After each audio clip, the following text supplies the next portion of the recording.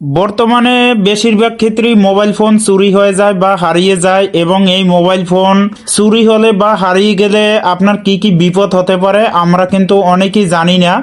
অতএব কি কি বিপদ হতে পারে, এই বিপদ হতে কিভাবে সতর্ক থাকব সে বিষয়ে আমি কয়েকটি কথা বলবো। আপনি নিজেও ভিডিওটি দেখবেন এবং আপনার শেয়ারের মাধ্যমে অন্যকে দেখার সুযোগ করে দিবেন, এবং নাইমোর বিপি 03 পেজটি ফলো করে দিবেন। প্রথমে আমাদের মোবাইলে কি থাকে, বিভিন্ন ব্যাংকের অ্যাপ, বিকাশ বা নগদের অ্যাপ থাকে, এখান থেকে টাকা তুলে নিতে পারে। তারপর ফেসবুক, ইমেল, অন্যান্য সোশ্যাল মিডিয়ায় ঢুকে আপনাকে প্রতারণা করতে পারে। ব্যক্তিগত ছবি, ডকুমেন্টস ফাঁস হয়ে যেতে পারে। অপরাধমূলক কাজে আপনার পরিচয় ব্যবহার করতে পারে। পরিজনদের কাছ থেকে ভুয়া মেসেজ দিয়ে কি করে টাকা বা তথ্য নিতে পারে। এবং এ থেকে কিভাবে বাঁচবেন, আপনার শক্তিশালী পাসওয়ার্ড, প্যাটার্ন বা ফেস লক ব্যবহার করবেন। আইমি নাম্বারটি রেখে দিয়ে পুলিশের কাছে যাবেন।